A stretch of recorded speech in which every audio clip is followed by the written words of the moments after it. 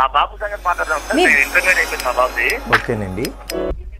Second year అయిపోతుంది. ఏది చదివిస్తే బాగుంటుంది అక్కడ మెడికల్ ల్యాబ్ టెక్నీషియన్ కోర్స్ చేశాడు. ఒక్కటి నేను చెప్పేది ఏంటంటే +2 విద్యార్థులకి స్ట్రీమ్ ఇంపార్టెంట్ కాదండి. ఫస్ట్ మీరు చెక్ చేసుకోవాల్సింది అంటే ఎంసెట్లో ర్యాంకు, నీట్ ర్యాంక్ కాదండి, అక్షరాస్యత ఉందా లేదా. మనకేమనుకుంటారంటే 18 years వచ్చిన వెంటనే లిటరసీ రేట్ వచ్చింది అనుకుంటారు.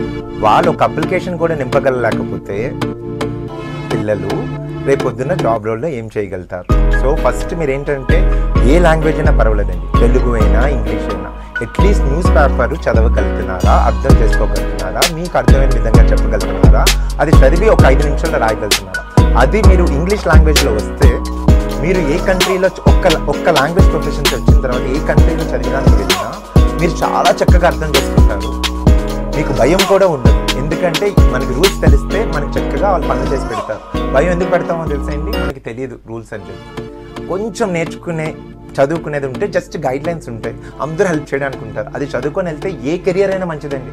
మనకి 100 కోట్ల మంది ఉన్నామండి, అందరికీ అన్ని సేవలు అందరికీ కావాలి. కాబట్టి ఏది ఎంచుకున్నా మంచిదే, ఏది ఎంచుకున్నా చక్కగా చదవగలుగుతామా లేదా. కానీ ఇప్పుడు ఫ్రాన్స్లో అయితే మెడికల్ టెక్నీషియన్ ఎందుకు వద్దంటున్నాను అంటే బయాలజీ మీద వెళ్తే పర్వాలేదండి. ఎప్పుడు మన మెడికల్ లా అంటే అక్కడ లోకల్ లాంగ్వేజ్లో నేర్చుకోవాల్సి వస్తుంది. మనకే మన లాంగ్వేజ్ అంటే కొంచెం తక్కువ రెస్పెక్ట్ చేయం. అక్కడ మీరు క్లయింట్తో మాట్లాడుతున్నప్పుడు they have to know that clients language. అంటే ఇప్పుడు చూసారండి, నేను కూడా ఇంగ్లీష్లో చెప్తున్నాను, తెలుగు ఛానల్లో తెలుగు నేను నేర్చుకుంటాను తెలుగు చక్కగా.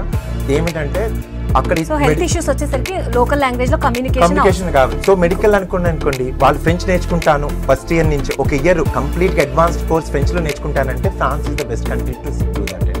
ఫ్రెంచ్ మీడియంలో దాని ట్రైనింగ్ కూడా చాలా చీప్గా, చాలా లో కాస్ట్లో మంచిగా నేర్పిస్తారండి.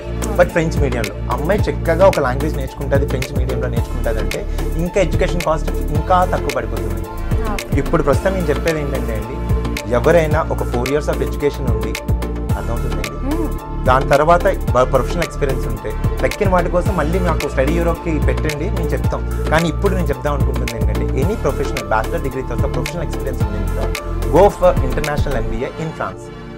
ఇట్ కాస్ట్ మాక్సిమం బెస్ట్ అంటున్నాను రైట్.